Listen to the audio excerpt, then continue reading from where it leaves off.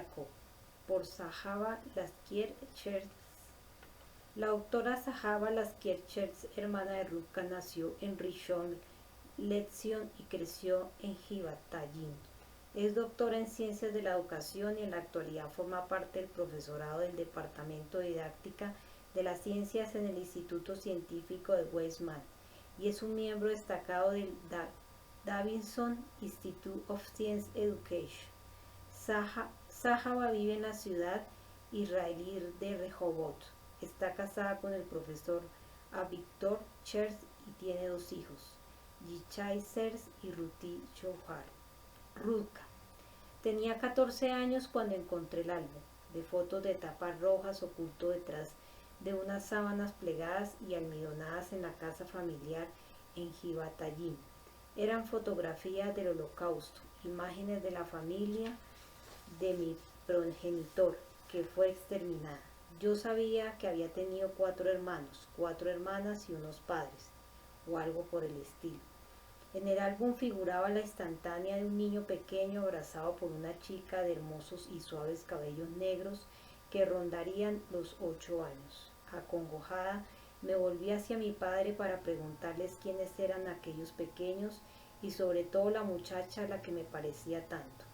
Entonces mi papá me habló por vez primera de Ruthka y de Genius, los hijos que tuvo con su esposa Dorca, Deborah Hampel Betzin 1904, que pereció en el Holocausto. Genius murió a los 6 años y Ruthka a los 14, la misma edad que tenía yo cuando supe de su existencia. Así fue como tuve noticia de los hijos muertos de mi padre y de su primera vida.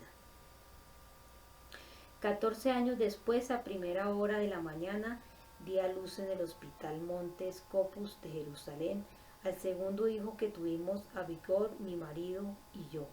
Fue niña, una hermanita para nuestro hijo Yichai. Decidimos llamarla Ruth. 28 años más tarde, en enero de 2006, un viernes por la mañana, a la vuelta de un viaje de negocios a Inglaterra, recibí una llamada telefónica de Menachem Lior, de quien no había oído hablar jamás. Se presentó como natural de Betzin y me preguntó si era hija de Jacob Laskier. Le embargó una gran emoción cuando le respondí que así era, y me explicó que hacía poco se había encontrado el diario escrito por una joven durante el Holocausto, el diario de Ruthka Laskier.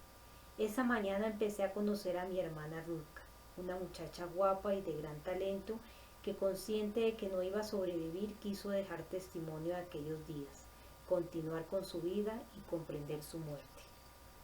¿Qué fue el diario hasta su descubrimiento en 2006? Ha llegado a enterarme de lo acaecido gracias a arduas investigaciones y a los reveladores encuentros que he mantenido por todo el mundo durante el año anterior, algunos de ellos casi utópicos, con Stanislava Zapiska, la mujer que escondió el diario y luego lo sacó a la luz, con Linka Wolf, compañera de clase de Ruthka, que actualmente vive en Londres, con Adam Slidowski, un reportero de Betzin que investiga la vida que los judíos llevaban en ese lugar antes de la guerra, y con los supervivientes de dicha localidad polaca que actualmente viven en Israel y que conocieron a Ruthka y a la familia Laskier.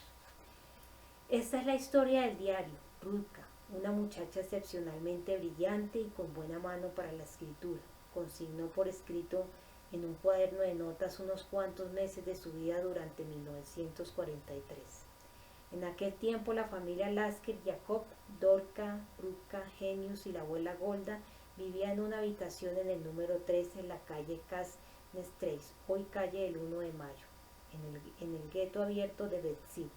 Los alemanes requisaron el apartamento propiedad de la familia de Stanislava Zapiska al establecer el gueto de Betzin. Stanislava, que en aquel entonces tenía 20 años, trabajaba cerca del mismo, por lo que solía visitar la vivienda de vez en cuando a petición de su padre a fin de comprobar el estado de conservación del inmueble. Así fue como conocí a Ruthka, con quien trabó una gran amistad. Según Stanislava, era una joven sensata y muy madura. Stanislava la visitaba durante la pausa de la comida y ambas mantuvieron conversaciones íntimas de gran franqueza. Durante mi visita, Stanislava me explicó que Rutka estaba bien informada sobre el curso de la guerra y la posición de las fuerzas militares, así como acerca del destino que corrían los judíos deportados. ¿Tenía algún contacto con la resistencia? Stanislava cree que sí. Durante uno de esos encuentros, Rutka le reveló que estaba escribiendo un diario y que sabía que no iba a sobrevivir a la guerra, pero quería que el diario sí lo hiciera. Las dos jóvenes acordaron que cuando llegara su hora, Rutka lo escondería debajo de la tarima de la escalera donde vivía, y Sapinska lo recogería y lo conservaría. La familia Lasker abandonó la casa en la calle Kasernestreis en abril de 1943 para mudarse al gueto cerrado del barrio de Kamionka. La última anotación del diario es del 24 de abril. Terminada la guerra, Sapinska acudió al apartamento vacío, saqueado y en ruinas. El diario, que constaba de 60 páginas manuscritas, estaba en el escondrijo acordado bajo el doble suelo de la escalera. Se había conservado casi su integridad, a excepción de unas pocas páginas. Quizá las había arrancado la propia Rutka, y algunos fragmentos borrados, probablemente a consecuencia de la humedad. Al final del cuaderno había insertas unas pocas páginas cuyos contenidos no pertenecían al marco temporal de los hechos descritos en los primeros meses de 1943. Sapinska lo recogió y lo guardó, lo leía de vez en cuando y se acordaba de Rutka. Mencionó el asunto a su familia después de haber cumplido 80 años y su sobrino se convenció de que el diario tenía valor histórico y de que debían donarlo al museo municipal. El diario fue entregado a Dan Sidlowski, un estudioso de la vida de los judíos en Benzín. Indagó en la vida de Rutka, empezando por buscar a los supervivientes de la familia, hasta que finalmente acabó contactando conmigo a través de Menachem Lior y la primera Rutka, Dalia Hampel. Durante mi viaje tras la pista de Rutka conocí entre otras personas a Linka Wall, una buena amiga suya, hoy residente en Londres, que me habló de sus vidas antes de la guerra y en el gueto, de cómo lograron escapar de la primera acción redada en Betsy. Rutka escribe al respecto en el diario. Linka me enseñó su anuario escolar, donde constaba una nota manuscrita de Rutka. Acudí a Betsy en compañía de mi marido, el profesor Avigdor Cherz, en mayo de 2006. Rastreamos los pasos de Rutka y la familia Lasker por las calles de la población con la guía de Adam Sidlowski y visitamos los hogares en que había vivido antes de la guerra y el gueto. Subí arrastrando los pies por la escalera de la casa en la que había permanecido oculto el diario y también me senté en el banco del patio donde solían reunirse a hablar Sapinska y Rutka.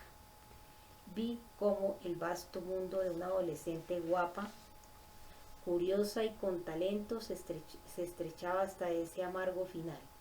El acto de presentación de la edición polaca del diario tuvo lugar en el Teatro Municipal y contó con la presencia del embajador israelí y alcalde de Benzín. Había muchos chicos y chicas de la edad de Rutka entre el público.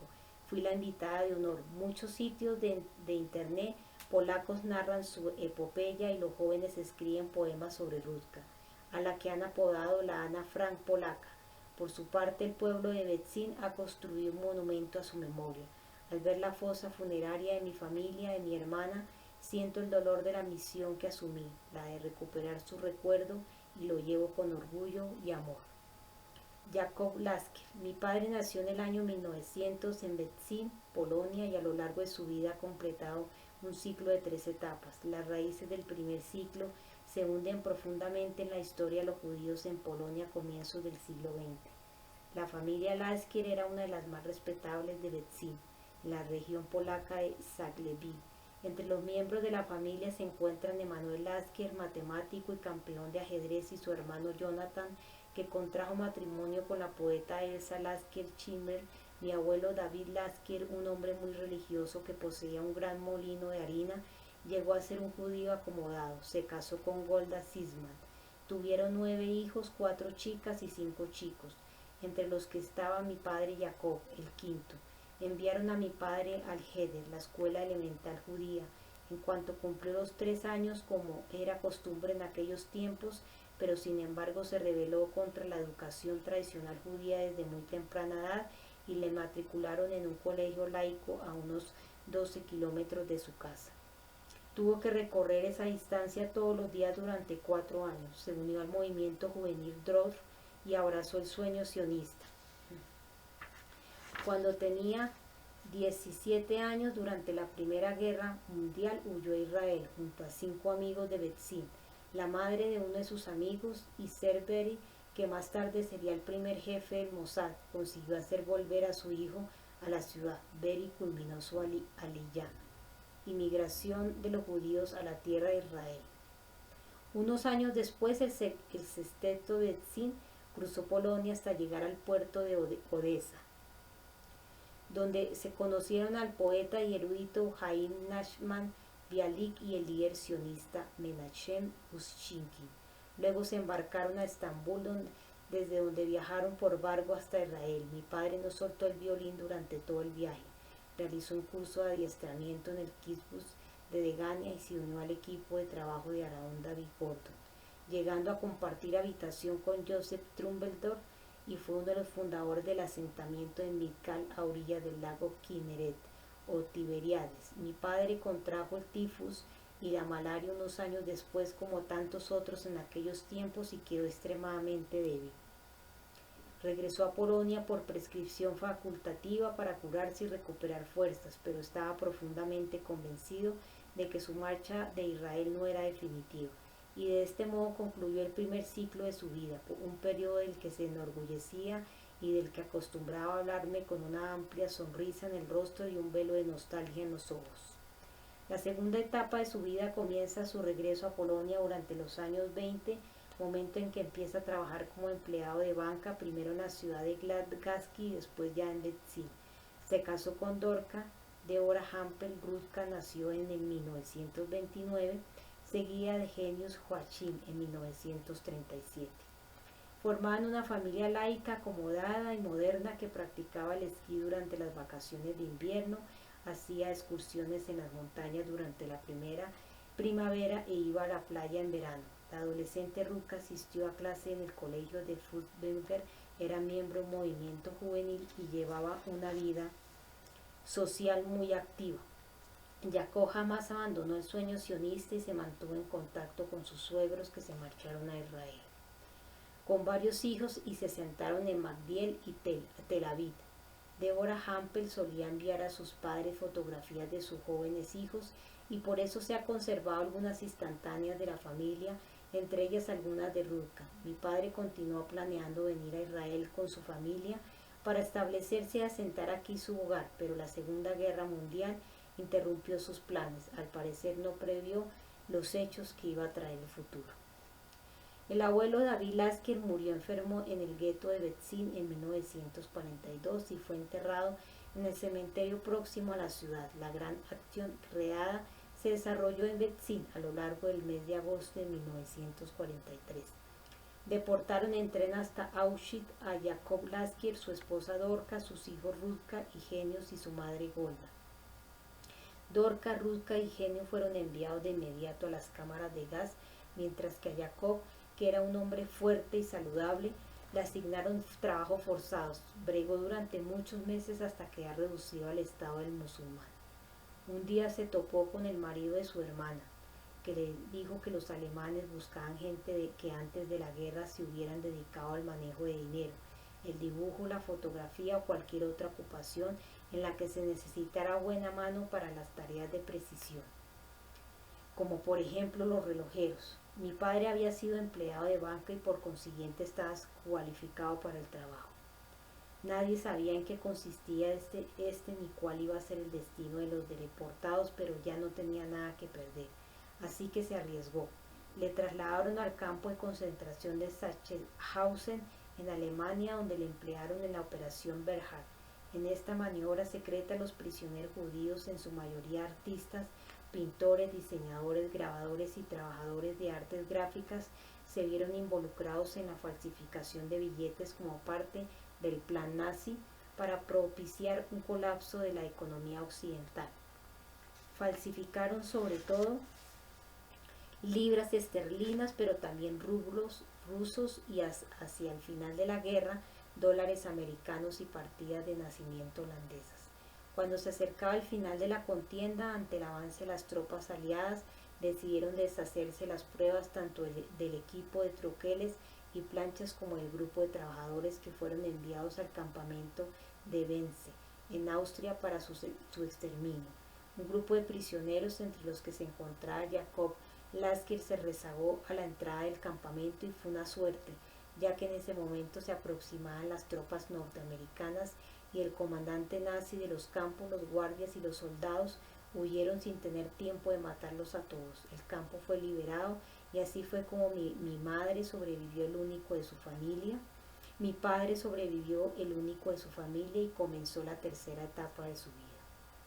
Siendo un hombre quebrado y consciente de la pérdida de los dos hijos, la esposa, la madre, los hermanos y las hermanas y sus familias, empezó por viajar desde una Polonia reducida a cenizas hasta Israel.